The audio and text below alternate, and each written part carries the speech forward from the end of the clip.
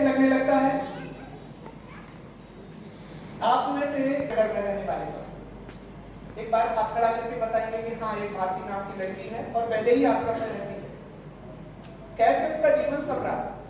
माता पिता दोनों ही एक्सीडेंट में देवलोक को चले जाते हैं और फिर एक उसका हाथ और एक उसका पांव दोनों की वैल्यू से उसके पास में नहीं रहते हैं।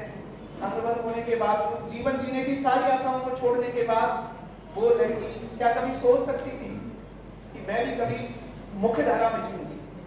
लेकिन ये कब संभव हुआ? जब संघ के स्वयंसेवकों के हृदय की सेवा भाव को उसके साथ में जुड़ने के बाद में जीवन बनाने का अवसर मिला। ऐसी वैदेही आश्रम की कहानी केवल पहले भाग्यनगर तक ही सीमित थी। आज ये भाग्यनगर तक सीमित नहीं रही। जम्मू कश्मीर से लेकर के कन्याकुमारी तक, जम्मू कश्मीर से लेकर के कन्याकुमारी तक हर स्थान पर वैदेही आश्रम के बारे में आप सब लोग जानने लगे। अच्छा, इतना ही नहीं, सेवा गाथा की कहानियों का प्रभाव क्या है? क्यों सेवा गाथा की कहानी ऐसे हमारे सामने आने लगी? ऐसा बड़ा चिंतन होने के बाद सबके सामने हुआ था। वो उसकी बात सुन करके, उसके व्यवहार को देख करके, उसकी एक्टिविटीज को देख करके वो बस में से नीचे उतरता है और उससे पूछता है कि तुम सब लोग यहाँ भीख मांगते हो, रहते कहाँ? उन्होंने जब बताया कि हम पास में रहते हैं, और उसके बाद में वो छोटी सी बातचीत एक दिन उसी लड़की को इतनी बड़ी अपने पैरों पर खड़े होने वाली का उदाहरण बनाया संग्रह करके। और जो हमारे मोहल्ले में, हमारे बस्ती में ऐसे पीड़ित थे, उन सब के लिए हमने व्यवस्था की है। इसलिए हमें यहाँ इस राशि की और परिवर्तन यात्रा 3 इन कॉलमों में मिलती है। वो एक स्ट्रक्चर है, ऐसा मान सकते हैं, उसका एक भौतिक स्वरूप है और उसके अंदर बसने वाली आत्मा। तेलंगाना में भी कहानी छपनी चाहिए। सेवा सबसे नजदीक का भाव होता है और सबसे नजदीक की भाषा भी मातृभाषा होती है।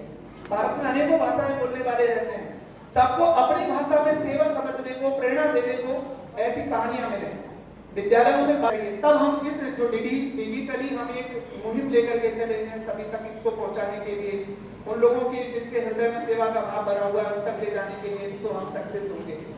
ऐसी शुभकामनाओं के साथ में धन्यवाद।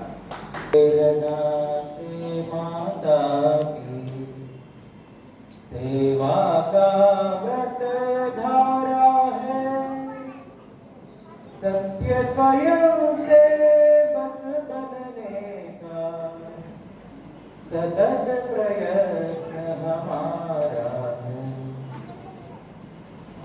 स्वयं प्रेरणा से माता की सेवा का व्रत धारा है। देशभक्ति अधिकार जन्म से जागृत होकर जाना है।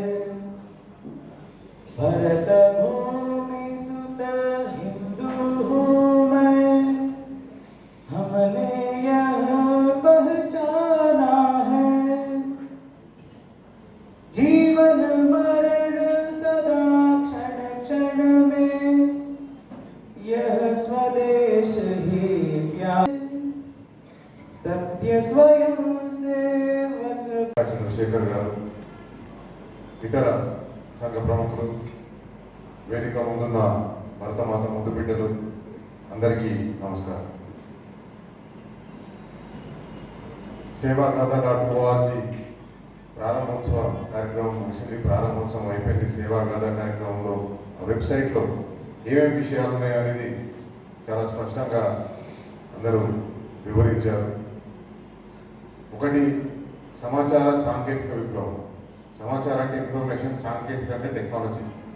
సమాచార సాంకేతిక కాదు, ఇన్ఫర్మేషన్ టెక్నాలజీ కాదు, ఇన్ఫర్మేషన్ అండ్ టెక్నాలజీ.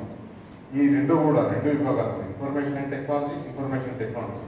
ఈ రెండు కూడా గత 10-15 సంవత్సరాల్లో ఒక తారాస్థాయికి చేరుకున్నాయి. తారాస్థాయికి చేరుకున్నాయి అనడం కంటే ఆ తారాస్థాయికి చేరుకున్న తర్వాత ఒక విస్ఫోటనం సంభవించిందని చెప్పి అనుకోవచ్చు. ఈరోజు సమాచారం ఇవ్వలేని వ్యక్తి మనకు కనిపించడు, సమాచారం స్వీకరించలేని వ్యక్తి మనకు కనిపించడు, అలాగే సాంకేతికత తెలియని వ్యక్తి మనకు కనిపించడు. గ్రామీణ ప్రాంతాల్లో ఎక్కడికి పోయినా కూడా ఇంతకుముందు ఫీచర్ ఫోన్స్ ఉండేవి, ఇప్పుడు ఫీచర్ ఫోన్స్ కూడా పోయినాయి. ప్రతి ఒక్కరి చేతిలో స్మార్ట్ ఫోన్స్ వచ్చేసినాయి. భారతదేశంలో ఉన్న డేటా అవైలబిలిటీ డేటా కాస్ట్ కారణంగా ప్రతి ఒక్కరు కూడా 4G సబ్స్క్రైబ్ చేసుకుంటున్నారు. వాళ్ళకు రోజుకు 1 GB డేటా అయినా సరే కానీ వారి చేతిలో ఫోన్ ఉంటుంది, ఫోన్లో ఇంటర్నెట్ ఉంటుంది. ఇంటర్నెట్ ఉన్నప్పుడు మిగతా సమాచారం, ఏ సమాచారం, ఎక్కడ సమాచారం కావాల్సిన సమాచారం అంతా వాళ్ళ దగ్గరకు వచ్చేస్తుంది. సో ఒక విస్ఫోటనం సంభవించింది సమాచార సాంకేతిక రంగంలో. ఆ విస్ఫోటనం జరిగిన తర్వాత మనం ఒకసారి చూసినట్టయితే వైద్యులు వాడుతున్నారు. కరోనా సమయంలో మీ అందరూ చూసి ఉంటారు. బయటికి వెళ్ళలేని పరిస్థితి, కరోనా పాజిటివ్ వస్తే హాస్పిటల్కి పోలేని పరిస్థితి, డాక్టర్లు మీకు వాట్సాప్ వీడియో కాల్, వైజ్ఞానికులు కూడా వాడుతున్నారు. వైజ్ఞానికులు మనకు సంబంధించిన సాంకేతిక విప్లవాన్ని మనకు చేరువేయడం కోసం అనేక రకాలుగా సాంకేతికతని ఉపయోగించి మనకందరికీ కూడా చేరువేస్తూ వచ్చారు. అట్లాగే విద్యార్థులు కూడా విస్తృతంగా ఈ సమాచార మాధ్యమాన్ని, సాంకేతిక మాధ్యమాన్ని వాడుతున్నారు. కరోనా కాలంలోనే మనకు దాన్ని కూడా పీక్ స్టేజ్లో పోయినప్పుడు మనం కూడా దాన్ని కూడా చూసినాం.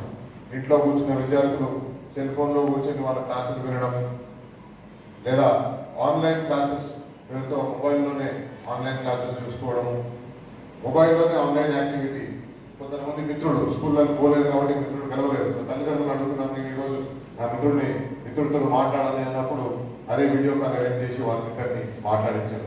గ్రూప్ కాల్ చేసుకొని మిత్రులందరూ గ్రూప్స్లో మాట్లాడుకోవడం. అనేక రకాలుగా ఈ సమాచారం, ఇన్ఫర్మేషన్ అనేది మనం ఏ రకంగా షేర్ చేసుకోవచ్చు, ఏ రకంగా మనం ప్రతి వ్యక్తికి మనం చేరువ కావచ్చు అని చెప్పేసి అనేది గత 2 సంవత్సరాలుగా మనకు విస్తృతంగా తెలిసింది. విస్తృతంగా దాన్ని ఉపయోగించినాం కూడా. అట్లాగే విద్య అయిపోయింది, వైజ్ఞానికులు అయిపోయినారు, వైద్యులు అయిపోయినారు. కానీ ఈ విధ్వంసకారులు కూడా ఈ సమాచార సాంకేతిక విప్లవాన్ని, సమాచార సాంకేతిక రంగంలో వచ్చిన దాన్ని చాలా విస్తృతంగా వాడుతూ వస్తున్నారు.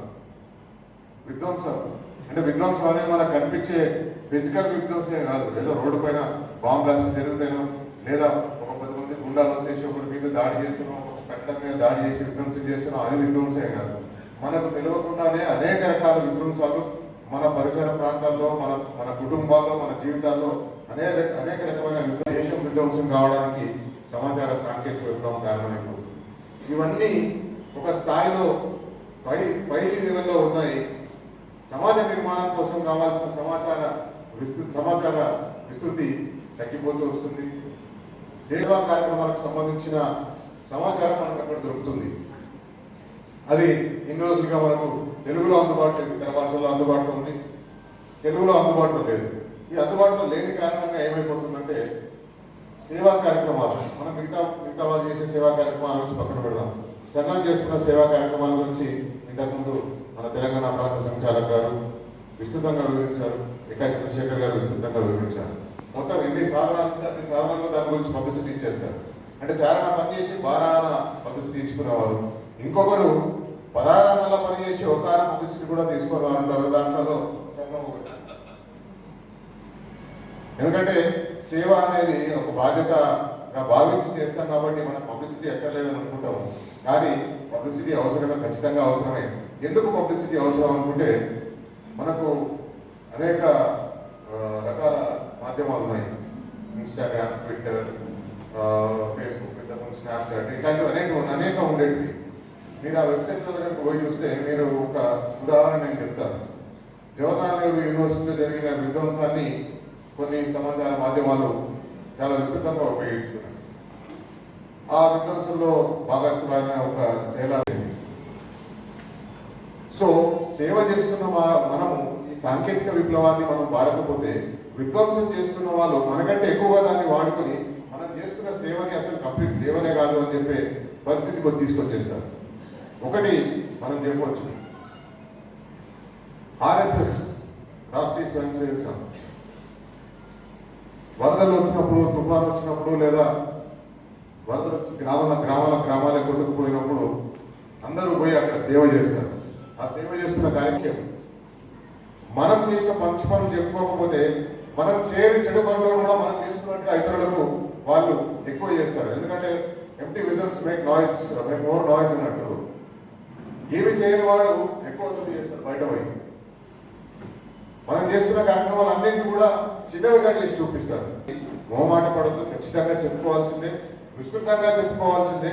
కేవలం మన కోసమే కాదు, మన కార్యక్రమాన్ని దగ్గరగా ఉండి నిశ్చితంగా పరిశీలిస్తున్న వారి అందరికీ కూడా తెలిసే అవకాశం, మనల్ని మెచ్చేవారిని, మనల్ని నిరుత్సాహపరిచేవారిని లేదా మనల్ని తిట్టేవారికి కూడా ఈ సమాచారం చేరే విధంగా మనం సమాచారాన్ని ఇచ్చినప్పుడే మనం చేస్తున్న సేవా కార్యక్రమానికి విలువ ఉంటుంది.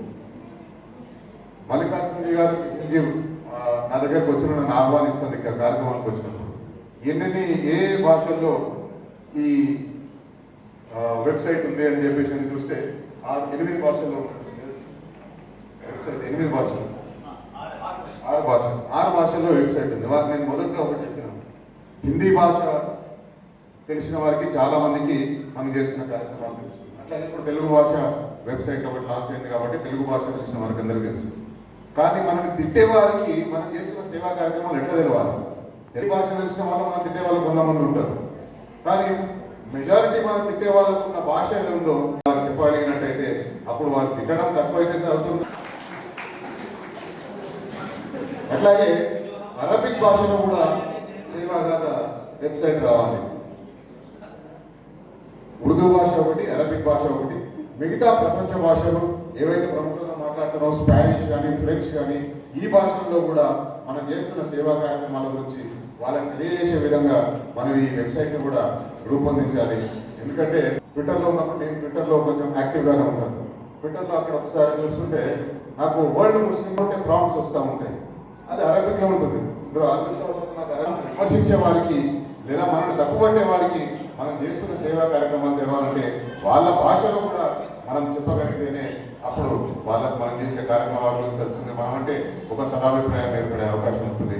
కాబట్టి ఈ సేవాగాథ.org నడిపించే యాజమాన్యానికి వాళ్ళకందరికీ ఒకసారి తెలుగులో దీన్ని ప్రారంభించినందుకు మనస్పూర్వకంగా ధన్యవాదాలు తెలియజేస్తూ, ఇది నేను చెప్పినట్టుగా ఉర్దూ అరబిక్ భాషలో కూడా తీసుకొచ్చే ప్రయత్నం చేస్తారని కోరుకుంటూ మీకు అందరికీ మరొకసారి ధన్యవాదాలు తెలియజేస్తూ ముగిస్తున్నాను.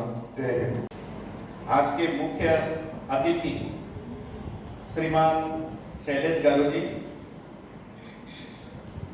हमारे इस प्रांत के माननीय प्रांत संघचालक आदरणीय कृष्ण मूर्ति जी, सेवा गाथा के अखिल भारतीय सह संयोजक श्रीमान उदय सिंह जी, क्षेत्र के सेवा प्रमुख चंद्रशेखर जी, सेवा भारती तेलंगाना के अध्यक्ष श्रीमान दुर्गा रेड्डी जी और सभागृह के अंदर उपस्थित सभी भाइयों बहनों, पूर्व के वक्ताओं ने पूरे कार्यक्रम की एक बहुत अच्छे से भूमिका, इसका उद्देश्य हम सब लोगों के सामने स्पष्ट शब्दों के अंदर रखा है। और शैलेश जी ने तो शुभकामना व्यक्त करते हुए इसको, जहां तक मैं समझाऊं, इसको विश्वव्यापी करने की बात भी हमारे सामने रखी है। तो उनके जैसे इतने जानकार व्यक्ति, प्रबुद्ध व्यक्ति, जिनका आईटी सेक्टर के अंदर बहुत प्रभाव है, न्यूज चैनल्स के अंदर भी वो रहे हैं, मैं तो उनसे बहुत विनम्र अनुरोधों के कारण से है, वो हमारे परिवार के संस्कार के कारण से है। हाँ ठीक है, जब उसको उसकी सबसे ज्यादा जरूरत महसूस, हम टीवी चैनल्स को देखेंगे, कहीं कहीं तो समाचार पत्रों को भी पढ़ेंगे, तो बड़े पैमाने पर हमको नकारात्मक समाचार भी ज्यादा कई बार पढ़ने को मिलते हैं, क्योंकि वो लोग कहते हैं कि बिकता भी यही है। लेकिन ये नहीं भूलना चाहिए कि ये जो चैनल्स हैं, जो समाचार है, ये मानव के मन के ऊपर भी प्रभाव डालते हैं। वो जिस प्रकार से चैनल्स के अंदर कभी कभी या समाचार जगत के अंदर कहीं कहीं कभी देखने को मिलता है कि सब कुछ नष्ट हो गया, ऐसा नहीं है। जब जब चुनौती आती है तब तब भारत का समाज खड़ा होता है। अभी हाल में 2 वर्ष से हम देख रहे हैं, कोरोना का एक बहुत ही ऐसा एक कालखंड दुनिया के सामने आ गया, भारत के सामने भी आ गया, और सबको लगता था कि इसमें से कैसे आगे जा सकते हैं, जीवन का रक्षण कैसे हो पाए। दुनिया भर के लोगों के पास तो, दूसरे देशों के पास तो कई प्रकार की सुविधाएं थी, जागृति थी, अवेयरनेस था, सिस्टम्स उनके पास में बहुत अच्छे थे हेल्थ से संबंधित। लेकिन जब ये पेंडेमिक आ गया, कोरोना आ गया, तो लोगों को लगा कि भारत कैसे सरवाइव करेगा, क्योंकि चित्र ऐसा है कि भारत में सुविधाएं नहीं है, व्यवस्थाएं नहीं है, जन जागृति नहीं है, एक दूसरे को सहयोग करने की भावना भी नहीं है, और इसलिए भारत सर्वाइव नहीं कर सकता। कि प्रधानमंत्री जी ने घोषणा की कि लॉकडाउन कर दिया गया है, कोई घर के बाहर नहीं निकलेगा, लोगों ने आत्मानुशासन के आधार पर घर के बाहर नहीं निकले, सोशल डिस्टेंसिंग रखना पड़ेगी, रखा है। प्रशासन कितने प्रकार से सुविधाएं दे सकता था, स्वास्थ्य की, लॉ एंड ऑर्डर की, उतनी व्यवस्थाएं उसने की, लेकिन घर में बैठा हुआ व्यक्ति, उसका परिवार, उसके बच्चे, वो घर में तो बैठ सकते हैं। हजारों लाखों परिवार ऐसे हैं जिनके पास यदि एक महीना तक भी यदि घर के बाहर न निकले तो पूरे परिवार को घर में बैठे बैठे खिला सकते हैं, लेकिन करोड़ों परिवार ऐसे हैं कि जिनके कमाने वाले यदि घर के बाहर न निकले तो परिवार को नहीं मिल सकता। और ऐसे हजारों लाखों नौजवान पढ़ाएं, जो अनपढ़ हैं उन्हें पढ़ाएं। अब वो प्रभात शाखा के तरुण स्वयंसेवक प्रतिदिन इस गीत అందరికీ కూడా మన అతిథులందరికీ కూడా మొమెంటల్ ఇవ్వాల్సిందిగా కోరుతున్నాము. పరాగ్ అంబేద్కర్ గారిని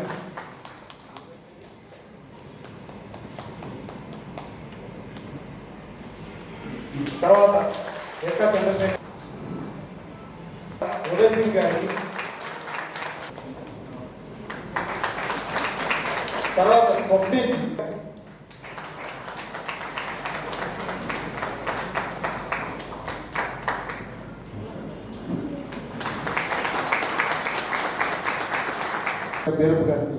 రాష్ట్రీయ స్వయం సేవక్ యొక్క జాతీయ సాహిత్యము మరియు సేవా విభాగానికి సంబంధించిన సాహిత్యము మన కింద బాండాలో ఉంది, బండా గారు ఉంది అక్కడ.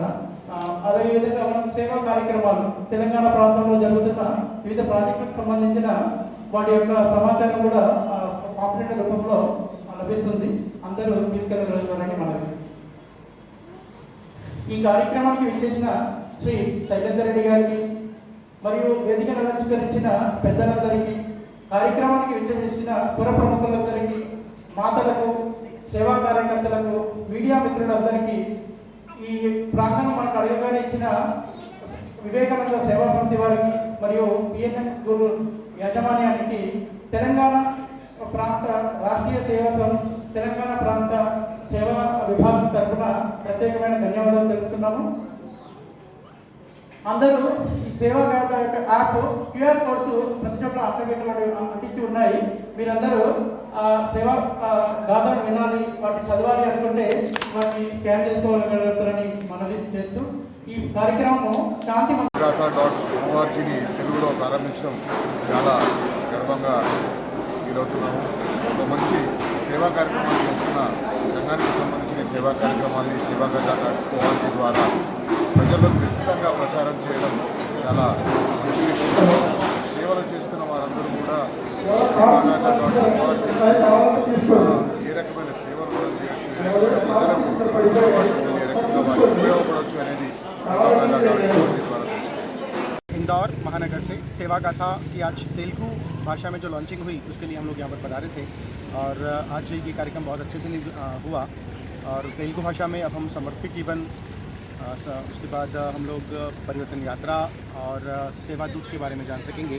हमारा एक सेवा चैनल भी है जहाँ पर कि आप लोग हमारे वीडियो और ऑडियो भी देख सकेंगे, और संघ के स्वयंसेवकों के द्वारा जितने भी सेवा कार्य किए जाते हैं उन सबको आप पढ़ सकेंगे और सुन सकेंगे। इट्स नाइस, वेरी नाइस, और अरेंजमेंट बहुत अच्छा था यहाँ का। यहाँ के स्वयंसेवकों ने बहुत अच्छा काम किया। Thank you.